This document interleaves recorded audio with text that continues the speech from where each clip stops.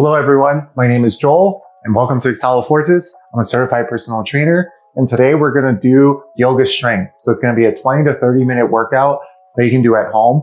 All I'll be using are these glute bands, but you don't need any equipment. You can do this without any equipment. And just an FYI, there's fabric ones and there's also silicone ones, and they're also called round bands. I prefer the fabric ones because they don't catch on my skin. They don't catch on body hair, especially if you're putting it around your legs. But you can do either one or neither. All right, so we'll go ahead and get started. So I have my bands laid out here. We're gonna start out with doing a glute bridge. So I would recommend using a heavier band for that, just because it adds a little bit of tension, but not too much tension. So I'm gonna use a heavy band. Usually they're rated on the side, or they have a weight that like 15 pounds, 20 pounds, that sort of thing. So just put it around your thighs. You can put it anywhere really, just avoid the knee area. Now lay back flat on the mat. The band's gonna wanna pull in, so get the band, apply some pressure on it with your legs. You're gonna maintain this like about hip width apart here. Your heel should be just out of reach. Your back's gonna be on the mat. To start with, you should already start feeling some heat here, just trying to maintain the tension on the band here. And all we're doing is we're driving our heels down to the ground and our hips up to the sky, but we're gonna go slow and controlled. That is the name of the game. We don't wanna go super fast, we're just going slow and controlled, all right? So press down, go up, exhale up, inhale down.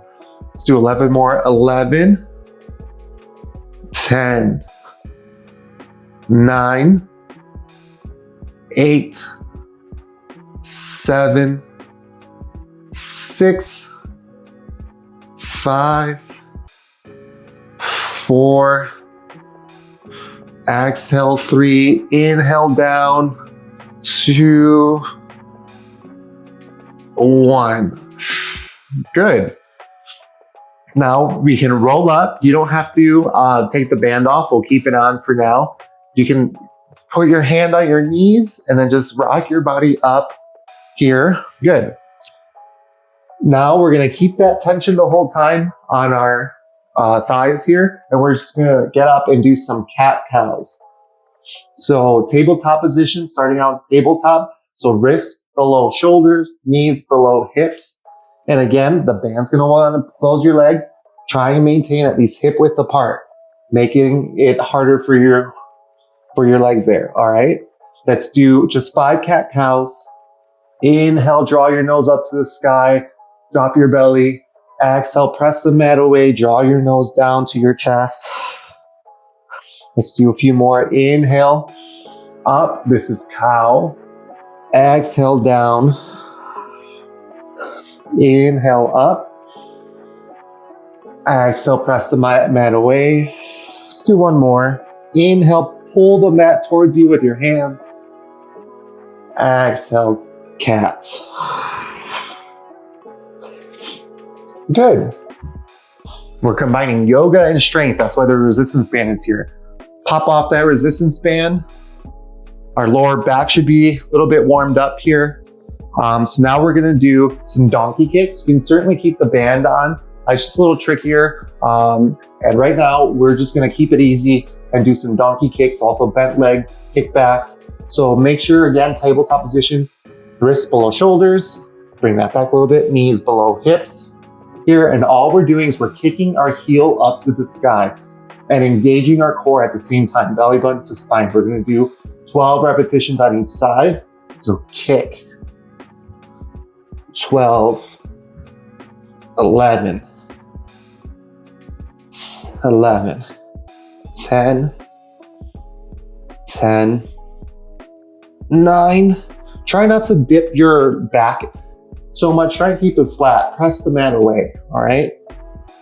10 or 9, 9, 8, 8, 7, 7, 6, waking up the glutes, 6, 5, 5, 4, 4, 3, 3, 2, 2, 1, and 1. Good. Those are donkey kicks. This is also a good warm up and workout to do before you go on a run. I'm actually dressed now to go for my regular run.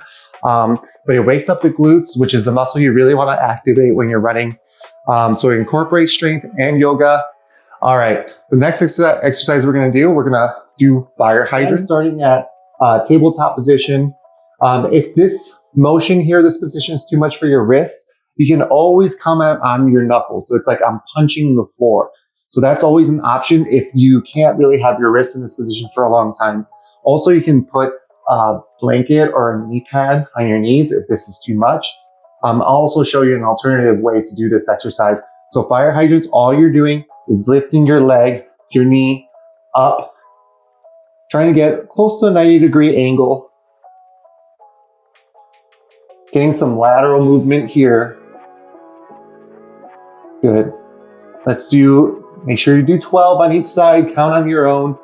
You can dorsiflex your toe, so that means pull your toe towards you to engage more of your leg.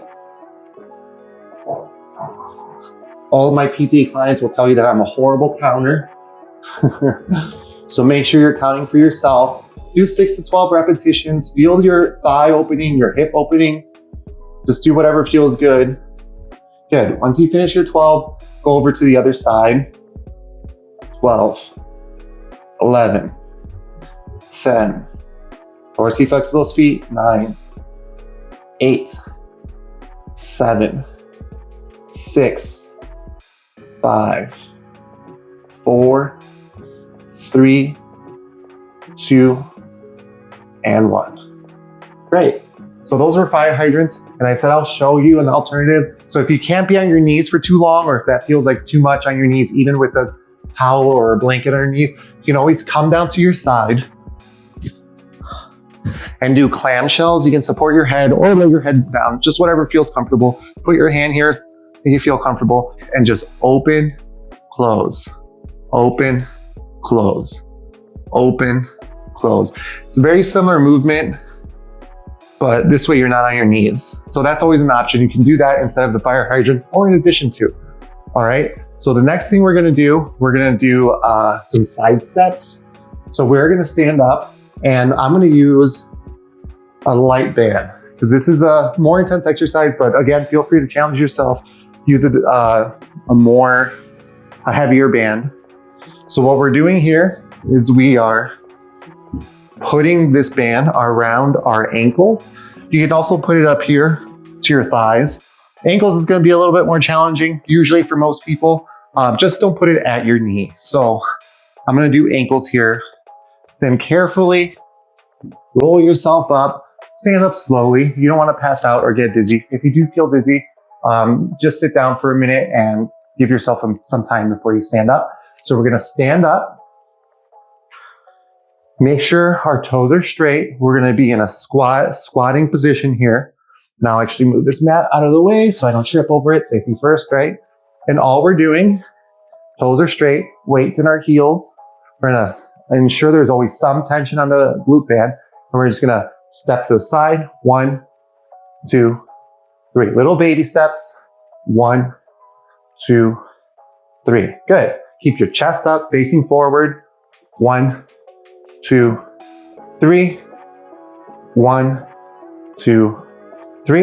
That means we did 6 on each side. I'll turn to the side so you can see how my booty's going back, my core is engaged, my chest is up. All right, so we'll do 6 on each side again. 1, 2, 3. Back to the other side. 1, 2, 3. 3 more on each side. 1, 2, 3. Good. 1, 2, 3. Great. So that's the most active part of it. That's the strength portion of it. There's some yoga moves in there that we added, but with resistance because we did it with the glute band. Now what we can do, we'll do some quick stretches. We're gonna do lizard and pigeon next, okay? So I'll move my mat. So starting at tabletop position here first. Then you're gonna bend your toes, tuck them in, come up to downward facing dog. Hang out here for a second. Maybe face the bend of your elbow a little bit closer to the front of the room. Kick one leg up, right leg up, three-legged dog. You're gonna place it just outside of your right hand. And just hang out there. You can keep your toes tucked or your back toe, or you can let them just kind of fall to the floor. You should feel a deep stretch here in your inner thigh. To intensify the stretch, you can come down to your forearms or start coming down to your forearms. Just holding it here for like 30 seconds. Breathe here. When you're ready to come out, dorsiflex those toes, tuck those back toes again. Come up on your legs, kick your right leg back up to three-legged dog. Okay? Now let's do the other side. Left side, three-legged dog. Then you place your foot just outside of your left hand this time. Let that right knee come down. Say hello to your hip here, your glute. Maybe your hamstrings you can feel a little pull there. I know I do. Do whatever feels right here. You can come down closer to your elbows to intensify the stretch. You can get your hips down closer to the floor a little bit to intensify it here too. Just breathe in through your nose, exhale through your mouth, relax into here. After 30 seconds, repeat the process as in tuck your right toes under it, lift your knees, pluck your left foot from the ground, three-legged dog, then downward facing dog. Good. Now we're gonna do pigeon, three-legged dog on the right side. Our knee goes right outside of our right wrist, and our left wrist is in the same direction as our right foot. So this is a pretty intense stretch for me at least, and it is for many people, but do whatever feels right here. Shouldn't really feel it too much in your low back. It should feel like a nice little stretch, but if you do, maybe just come a little forward. Look forward here. This is a good outer thigh hip stretch here. To intensify the stretch, you can, on your next exhale, come down to your forearms. If that feels good and you want to intensify a little bit further, on your next exhale, come down to your forehead. Breathing here. And hold it for 30 seconds. Just melting into the floor.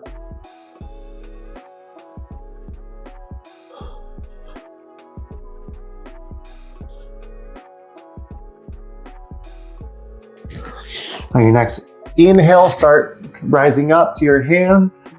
Tuck your left toes under. Pluck that right foot back up to three-legged dog, downward facing dog. Position yourself here at downward dog. Three-legged dog on the left side. Left knee goes towards your left wrist. You can scoot your right foot back. This right ankle is in line with our right hand. Doesn't have to be up here. Your foot doesn't have to be right next to your wrist. Very rarely do we have that level of flexibility. If you're doing this and you're a runner, this is such a good stretch to do. If you're a runner, strength yoga training should be part of your routine to make your running better. So I highly recommend you do this for runners, especially. On your next exhale, you can come down to your forearms. Breathe here. To intensify this further, on your next exhale, come down to your forehead. Melt into the floor. Feel the weight of your body falling onto the mat. Feel the support and pushback from the ground. Breathing here. Hang out there for 30 seconds, and on your next inhale, walk your hands back, raise your chest forward, tuck your right toes under, pluck your left foot from the ground, three-legged dog, and now back to downward facing dog, then down to tabletop. Great.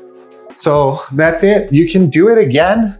Remember, you can start with the glute bridge, do some cat-cows, do some kickbacks, donkey kicks, and some fire hydrants, and then some side steps with the glute band. And then you can do lizard and pigeon. And that's a good hip opener, hip strengthening. Even for your knees, when you do the side step, that helps stabilize your knee and get some strength in there. So if you're a runner, I hope you consider this. If you're just someone who has low back or hip issues, these are great exercises to do. And remember, something is better than nothing. Be flexible and be well. Thank you for joining me.